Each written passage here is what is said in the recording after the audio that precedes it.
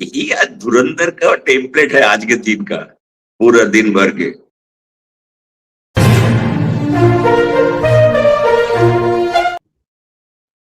नमस्कार, मैं हूं मनविंदर। आप सभी राष्ट्रवादियों का एमबीएन नेटवर्क में एक बार फिर से बहुत बहुत स्वागत है। जिस तरीके से बम्पर वोटिंग हुई है, उस रुझान ने तो 4 मई से पहले ही एक खाका खींच दिया है, तस्वीर दिखा दी है। नतीजे कुछ भी हो, ममता के खेमे में सन्नाटा पसरा हुआ है। कई टीएमसी के दफ्तरों पे ताला लटका देखा गया है। तो क्या ये भारी वोटिंग ममता बनर्जी की सत्ता को चुनौती है? उनकी सत्ता जाने वाली है? इसे समझते हैं। मेरे साथ जुड़ चुके हैं कोलकाता से उदय भानु बनर्जी सर। सर बहुत बहुत स्वागत है। नमस्कार। नमस्कार मैडम, नमस्कार आपके सारे दर्शकों को भी। सर, खबरें आ रही हैं कि कई जगहों पे टीएमसी के कार्यकर्ता बड़े परेशान हैं। दफ्तरों में सन्नाटा पसरा हुआ है, कहीं कहीं तो ताले भी लटके हुए हैं। आपको क्या लगता है, इस बार दाव उल्टा पड़ गया है क्या? मैडम, अब तक तो सबको पता चल गया, जो साउथ बंगाल मतलब सेकेंड फेज के इलेक्शंस का करीब 92% बम्पर वोटिंग हुई, और इस बम्पर वोटिंग ने रुझान तो तय कर दिया। और कल मैंने ये चीज आपको बताया थे, जो साउथ बंगाल और नॉर्थ बंगाल में फर्स्ट फेज में जो इलेक्शन हुआ था 93% का, वही मोमेंटम रहेगा यहाँ पे। भाई, ये तो गर्व की बात है ना, हम किसी से कम नहीं। अगर नॉर्थ बंगाल वाला इस हिसाब से मतदान कर सकते हैं, तो हमारे साउथ बंगाल में क्या कमी थी? जो हमेशा पीछे रहते थे, जो कलकत्ता के भद्रो लोग जो है वो वोट नहीं देते थे, और यही सब कहानी। लेकिन इस बार दिखा दिया, और एक्चुअली साउथ बंगाल का जो नतीजा है, जो रुझान अभी दिख रहे हैं हम लोगों को, वही होगा अंतर, बहुत बड़ा अंतर जो है बिटवीन विनिंग पार्टी और लूजिंग पार्टी। क्योंकि ये सच पूछिए तो आज हमारे आउटगोइंग चीफ मिनिस्टर भी बोले, जिस जिंदगी में मैं ऐसे वोटिंग मैंने नहीं देखे कभी।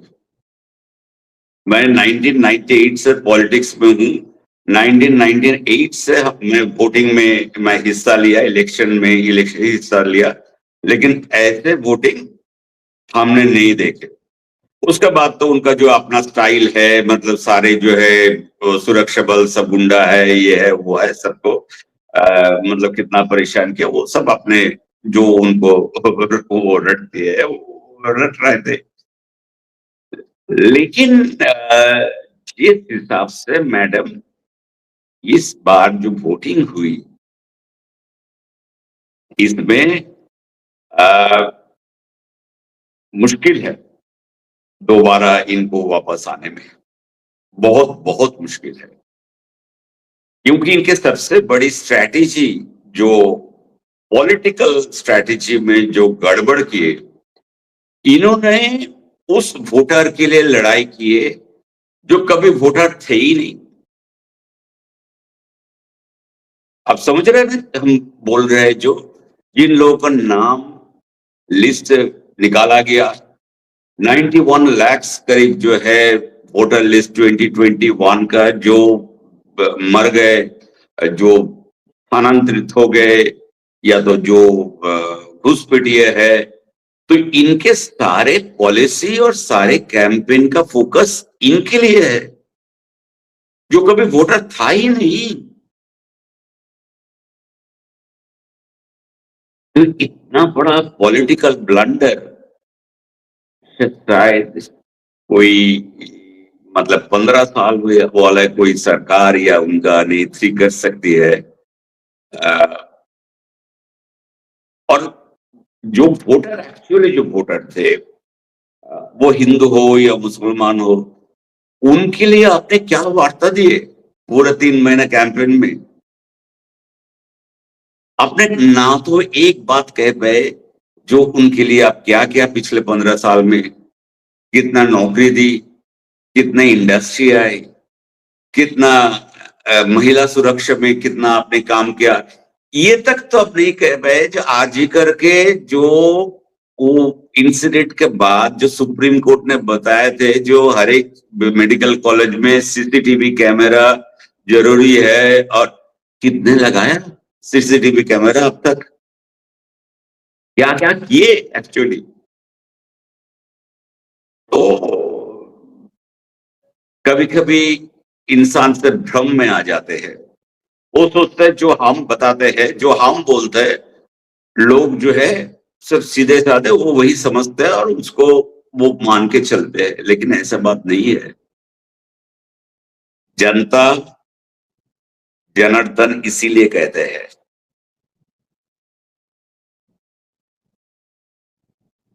लेकिन और कोशिश सर, पूरी हुई आज, पूरा दिन भर बहुत सारे कोशिश हुई, वोट को कैसे बिगाड़ा जाए, कैसे छप्पा रिगिंग हो सकता है। अ, तो ये सारे सब कुछ चीज जो है ये हुई। बल्कि भवानीपुर में जो है दीदी का कॉन्स्टिट्यूएंसी में हुई। और मैडम, एक तो बिल्कुल धुरंधर जैसा आज के दिन का जो है फिल्म जो है, वो धुरंधर जो है वो कलकत्ता पुलिस निकला। और वही पुलिस जो उनका घर का, जहां जिस थाने में उनका घर है, देखिए कर्म कैसे वापस आता है जिंदगी में घूम के। भवानीपुर थाना का इंस्पेक्टर और कलकत्ता पुलिस का वो दौड़ा दौड़ा के टीएमसी गुंडा को और इनको पीट रहे हैं। इनका अपना भाई, सगा भाई कार्तिक बनर्जी, जिनकी वाइफ काजरी बनर्जी वहां के बहुत बड़ा हस्ती है, काउंसिलर है, ये है। उन लोगों को वो लोग ऐसे बैठे थे, वो लोग वो तो सोचते हैं ना, जो हम यहाँ के राजा है, जमींदार है, ये पूरे भवानीपुर ये हमारा हमें विरासत में मिले है, तो हमें, तो वो ऐसे विरासत में अपना जमींदारी कर रहे थे। तो वहां पे आके सीधा कलकत्ता पुलिस के 4-5 बिल्कुल नए नौजवान इंस्पेक्टर आए और बोला, मैडम, भाई साहब, आप लोग यहाँ से जाइए, यहाँ पे आप नहीं बैठ सकते हैं। तो इनके लिए तो इससे बड़ा मतलब, अरे ये अलग चीज है, लेकिन यही आज धुरंधर का टेम्पलेट है आज के दिन का, पूरा दिन भर के। दूसरा, कोशिश पूरी करी। आपको मालूम है फलता के बारे में हम लोग आज सवेरे जो पॉडकास्ट अपने हमने किए थे इलेक्शन के डे पे, उसमें जहांगीर खान, जो अपने आप को पुष्पा कहते हैं, तो इनका करीब कुछ बूथ में फलता में करीब 27 पोलिंग स्टेशन में ये पाया गया, 27 में से 3 पुलिस स्टेशन जो मीडिया रिपोर्ट किए और जिसका तस्वीरें आई, क्या न ईवीएम के ऊपर टेप लगा हुआ है, बीजेपी का जहां सिंबल है वहां पे टेप लगा हुआ है, ठीक है। तो वहां के प्रिसाइडिंग ऑफिसर, रिपोर्टर, मीडिया तो बिल्कुल आज इनके पीछे लग गया जहांगीर खान का। और कुछ बुथ से रिपोर्ट आए कि उनके ऊपर, ईवीएम के ऊपर, मतलब जहां पे बटन होता है वहां पे वेसलिन वगैरह, ये मतलब तौर तरीका देखिए, सोचिए आदमी कहां से कहां सोचते हैं। तो ये सब तरीके सब कुछ, लेकिन इस बार सारी चीज सामने आ गया। सामने आ गया तो नेचुरली शाम तक जो है ये सारे आपका रिपोर्ट जो है वो कलकत्ता में इलेक्शन कमिश्नर के पास पहुंचा, वीडियो फुटेज पहुंची इनका। ये डेफिनेटली ये अपना तरीके से अपना तरफ से जो, क्योंकि इनका कंट्रोल रूम में सारे बूथ का जो है मॉनिटरिंग होती है कैमरे से, तो उन्होंने भी इसका जांच की। फिर उसका बाद वहां के प्रिसाइडिंग ऑफिसर, पोल ऑब्जर्वर, माइक्रो ऑब्जर्वर जितने थे, उन सारे का सबका रिपोर्ट इकट्ठा करना पड़ा। देखिए, एलिगेशन लगाना तो एक चीज है, दूसरा बात है, एलिगेशन तो कोई किसी के ऊपर लगा सकते हैं, लेकिन उसमें कितना सच है उसके हिसाब से प्राइमा फेसिया केस बनती है।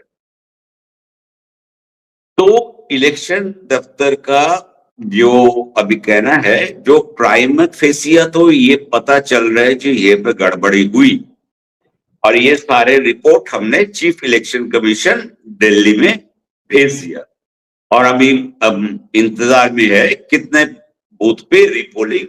लेकिन रीपोलिंग तो मैडम पक्का है।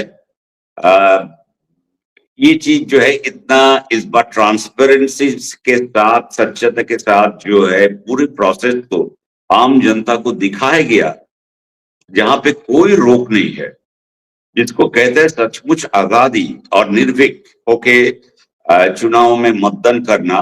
ये इलेक्शन कमीशन को बहुत बहुत बड़ी कामयाबी, और इसका अनुभव जो है ये भारतीय क्या कहते हैं आपका इलेक्ट्रल पॉलिटिक्स में बहुत बड़ा इतिहास अपना एक कायम किए। इसमें कोई कोई किसी का मरने का खबर नहीं है, कहीं पे फायरिंग का खबर नहीं है, लेकिन जरूर कुछ लोगों को तो लाठी से और डंडा से बुरी तरीके से पीटा गया। और एक जर्नलिस्ट मैडम जब ये इलेक्शन कमिश्नर मनोज अग्रवाल जी से पूछे, सर आपके जो है फोर्स काफी शक्ति से ये कर रहा है, तो उन्होंने साफ बोले, मैडम उनके हाथ में लाठी क्यों है, हमने क्यों 1.5 लाख 2 लाख लाठी मंगाए थे। तो जहां पे जरूरत है जिस दवाई का, वही तो उपाय दिया जाएगा। बिल्कुल सन्नाटा। उसके आपने बाद सर सही ये कहा। सवाल दोबारा कोई पूछा नहीं, और किसी में हिम्मत नहीं हुई प्रेस कॉन्फ्रेंस में पूछने के लिए, जो फोर्स काफी शक्ति प्रदर्शन कर रहे हैं। सर इस फेज में, ये जो दूसरा फेज देखा हमने, प्रशासन की शक्ति और सेंट्रल फोर्सेस जो है उनका असर तो काफी दिखाई दिया। इसी ने तो इस बार ममता को अंदर से डराया हुआ है, आपको नहीं लगता? नहीं, बिल्कुल। ये तो मतलब आपको देखिए, बुखार जो होता है ना, एक सिम्टम होता है, मतलब एक लक्षण होता है जिसके चलते अब डॉक्टर के पास जाते हैं, फिर कुछ जांच होती है, जैसे खून का जांच होती है या आपका, तो उसके बाद जो रिपोर्ट आते हैं उसके बाद पता चलता है या कि भाई ये बुखार जो है किस लिए हो रहा है। आपके इन्फेक्शन से हो सकता है, बहुत तरीके वायरल इन्फेक्शन से होता है या बैक्टीरियल, ये तो पता चलता है तभी। तो ये जो है, ये जो इनका जो गुंडागर्दी अभी सड़क पे जो देखने में आया, और ये 100% केसेस में सारे तृणमूल के जो कर्मी और ये सब पीटे गए। तो इस ये लक्षण, ये अगर लक्षण है तो ये तो बुखार है। तो असली जो है, आप समझ सकते हैं कहाँ पे डर है, किस चीज का डर है। डर तो है, होने का चीज तो है, ये तो बहुत बड़ा डर है। 15 साल ने हमने बहुत राज कर लिया, अपना शासन, हम जो कहते थे वही संविधान। जैसा लगता था कि कभी कभी हम लोग को लगता था कि हम लोग भारत की एक अंगराज्य है, कि हम भारत यहाँ पे भी आने के लिए हमें पासपोर्ट की जरूरत है। एक पासपोर्ट छोड़ के प्रैक्टिकली बाकी सारे कानून जो है वो इन्हीं के चलते थे। तो ये रुझान जो आप देख रहे हैं, 95%, 93% पोलिंग, ये एक अंदर का आक्रोश का भी, आम जनता के मन में जो आक्रोश इतने साल से बंद पड़ा था, उसका प्रकाश हो रहा है। और ऐसे ही हुआ, आप दुनिया के इतिहास में देख लीजिए, जितने बड़े बड़े देखिए ये डिक्टेटर होते थे, इन लोगों का जो अंतिम जो है अच्छा नहीं होता है नतीजा। वो जनता ही इनको बैठाया था, और जनता ही इनको, वही जनता इनको डरा रहा है। सही सही कह रहे हैं सर आप। देखिए ना, होता क्या है, सोचते कुछ है और होता कुछ है। ये जो साइलेंट वोटर है, ये वायलेंट उनका दिखाई दिया ना जब उन्होंने बम्पर वोटिंग की। और जो सेकंड फेज है उसका तो परसेंटेज काफी ऊंचा जा रहा है। तो ये क्या संकेत देता है? संकेत चेंज, परिवर्तन और कुछ नहीं। आदमी थक चुके हैं ये सुनते सुनते, इतना रोना धोना एसआईआर को लेकर के और ये करके। मतलब वही तो मैं बोल रहा हूँ, दीदी ने जिनके लिए लड़ाई की वो कभी था ही नहीं इनके साथ। वो तो सब जो है कुछ ऊपर चले गए, कुछ बाहर चले गए और कुछ देश छोड़ के भाग गए। उसके बाद मुथाबाड़ी का जो केस हुआ उससे जो सबका आंख खुल दिया, कितना हम कितना सुरक्षित है ऐसे सिचुएशन में जहां पे जजों के बंधक बनाया जाता है। तो उस प्रदेश में कितना क्या सुरक्षा क्या है, तो कहाँ आप बताइए महिला का सुरक्षा या अब कैसे आम आदमी को कैसे आप सुरक्षित कर सकते हैं जहां पे आप जज को सुरक्षित नहीं रख सकते हैं। और हर एक चीज में आप जो है टैक्स पेयर के पैसे से आप कलकत्ता हाई कोर्ट, कभी सुप्रीम कोर्ट, कभी ये, और मतलब आप अगर उनके बात से सहमत नहीं होते हैं तो अब तक या तो आपका अगेंस्ट में एफआईआर होगा, आपको पुलिस हैरेसमेंट होगा, आपको घसीटी जाएगी, आपके चरित्रों को लेकर के बातचीत होगा। देखिए ये जो हमारे बड़े पढ़े लिखे इंटेलेक्चुअल और बड़े अंग्रेजी में फड़फड़ाने वाले जो सांसद है मो मैत्री जी, मैं बताऊं आपको उसके साथ क्या हुआ। उन्होंने जो कल जो है परसों जो फेक वीडियो अजयपाल शर्मा जी के बारे में इन्होंने जो मीडिया में इनके अगेंस्ट में एफआईआर हुआ, वो भी कहां, दिल्ली में।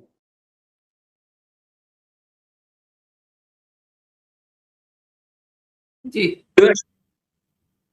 ये सब हम तो मुझे लगता है जितने लोगों फेक वीडियो को देखा उससे ज्यादा ये खबर जरूर लोगों को आए जो उनके बारे में एफआईआर हुआ उनके लिए। और सर देखिए कुछ हॉट सीट्स भी है ना। ममता दीदी ने गलतियों पे गलतियां की। गलती शब्द इसलिए यूज कर रही हूँ कि आपने भी जिक्र किया, सबको पता है किस तरीके से इन्होंने जजेस को होस्टेज किया। ये इनकी सबसे बड़ी गलती थी। अगर हम वो गलतियां भूल भी जाएं जो इन्होंने घुसपैठ करवाई, रीसेंट गलतियों की बात कर रही हूँ। और देखिए इनके जो भतीजे हैं अभिषेक बनर्जी, ये कह रहे हैं कि जो फोर्सेस लगी हुई हैं उनको देख के कह रहे हैं कि आप ब्रह्मोस भी लगा दीजिए यहाँ पर, राइट।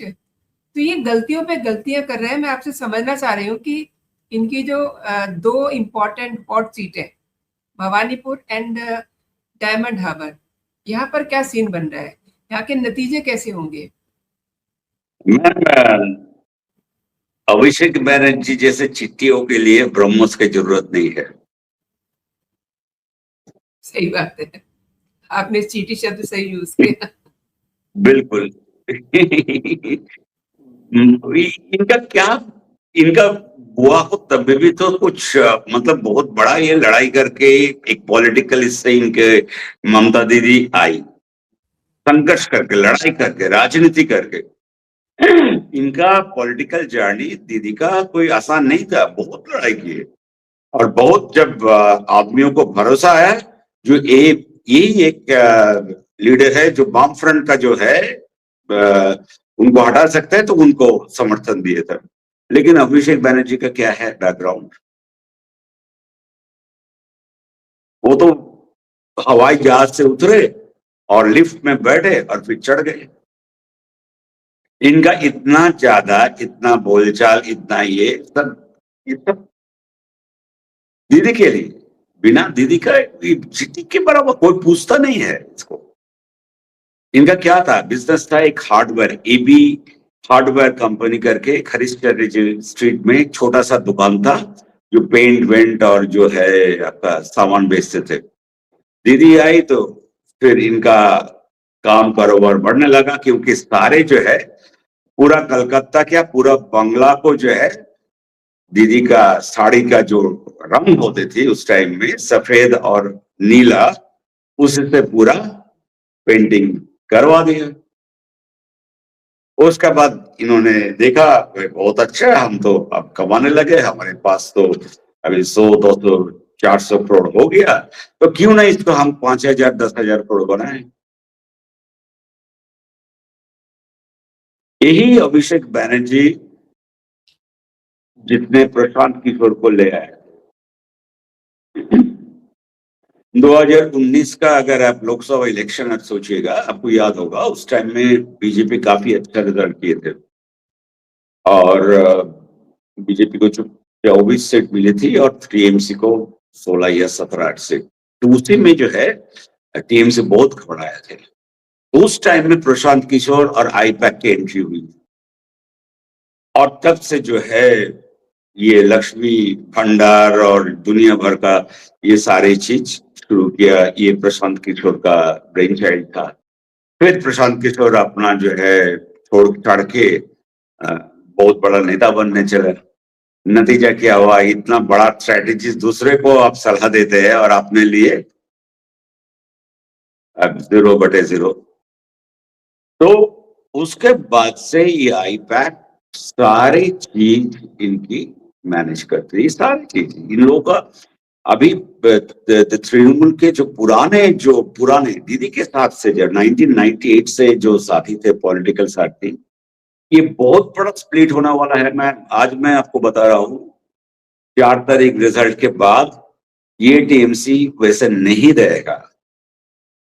दीदी के साथ जो उस टाइम में लड़ाई किए थे वाम फ्रंट के अगेंस्ट में, सिंगूर आंदोलन में, नंदीग्राम में, वो लोग मुंह के ऊपर बोलता है ये आईपैक जो है सबसे बड़ा गड़बड़ चाला है।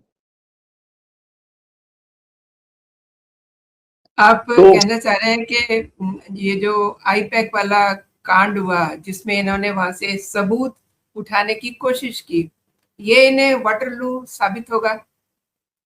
100%, इसमें कोई छूट नहीं है। जैसे जजों को जब बंधक बनाए थे उस केस में भी, जैसे सुप्रीम कोर्ट कोई इन लोगों को कोई मौका नहीं देंगे दोबारा ऐसा होने से। ये कोई सिटिंग चीफ मिनिस्टर जाके एक इन्वेस्टिगेशन, एक रेड, वो भी प्राइवेट एजेंसी है, प्राइवेट कंपनी के अगेंस्ट में हो रहा है, वहां पे जाके वहां के कागज, वहां के हार्ड डिस्क, डिजिटल एविडेंस सब लेके आ रहे हैं। इसका कोई छोटा मोटा जजमेंट नहीं आएगा। मैं ये मिसाल खड़ा करेगा। मुझे तो लगता है सुप्रीम कोर्ट का जो ऑब्जर्वेशन मैंने अभी तक जो फॉलो कर लिया, सुप्रीम कोर्ट पूरे देश के लिए एक मिसाल का संदेश देंगे। क्योंकि ये अगर होता है एक प्रदेश में सिटी चीफ मिनिस्टर ऐसा करते हैं तो सारे देश में क्या हो सकता है बताइए। ऑब्वियसली।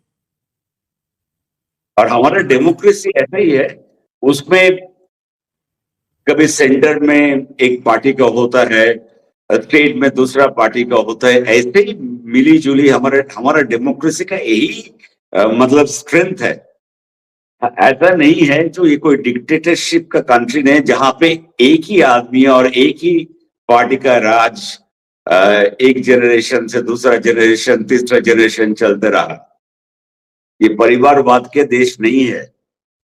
तो मैं इसमें सुप्रीम कोर्ट का बहुत सख्त आपका जजमेंट आएगा। क्या आएगा वो तो हम नहीं बता सकते हैं, नहीं, हम सिर्फ इसको अनुमान लगा सकते हैं। क्योंकि ऐसे मिसाल जो सुप्रीम कोर्ट देंगे दो चीज में, जजेस को बंधक बनाया, जुडिशियरी के साथ जो इन्होंने किए, और जुडिशियरी के साथ सिर्फ किए नहीं, जो भड़काऊ भाषणबाजी जो इन्होंने किए। एक्चुअली हुआ क्या था, अब लोगों को इतना भड़काया एसआईआर के अगेंस्ट में, जो लोग जो है कुछ भी करने के लिए तैयार हो गए। तो ये चीज पे बहुत बड़ा आपका जजमेंट आएगा। जो लोग वो सारे जो एनआईए के कस्टडी में है उनका तो अभी हम तो नहीं देख रहे इसका। दूसरा मुझे जो लग रहा है ये ईडी वाला जो रेड में, इसमें भी बहुत सख्त जो है सुप्रीम कोर्ट का जजमेंट आएगा। और तीसरा मैं आपको दर्शकों के लिए प्रिडिक्शन कर रहा हूं, देखिए सच होता कि नहीं, लेकिन मुझे लगता है जिस दिन आज रात या कल इलेक्शन कमीशन फलता में अगर रीपोलिंग का अनाउंस करते हैं, पोलिंग से पहले जहांगीर मियां अंदर जाएंगे। ये तो आप बहुत बड़ी बात कर रहे हैं सर। देखिए पता चल जाएगा सिंघम और पुष्पा अगले 5-6 घंटे में। बहुत सही कह रहे हैं। और सिंघम जो उत्तर प्रदेश से गए हैं, अजय पाल शर्मा जी, उन्होंने तो खेल पूरा बदल दिया। और आप ये भी सही कह रहे हैं कि आने वाले कुछ घंटों में जहांगीर अरेस्ट हो सकते हैं, क्योंकि बहुत सारी चीजें चल रही हैं ना, आप भी बता रहे हैं। उदय सर, आपने बहुत ही गहराई से मेरे दर्शकों को जानकारी दी है। और देखिए, दूसरे फेज की जो वोटिंग, बम्पर वोटिंग हमने देखी है, ये देखना बहुत दिलचस्प होगा इस बम्पर वोटिंग का नतीजा 4 जून को कैसे एक नया इतिहास लिखता है। आपने सर मेरे दर्शकों के लिए समय निकाला, मेरे लिए समय निकाला। आपका बहुत बहुत धन्यवाद सर। जय हिंद, जय भारत। जय हिंद मैडम।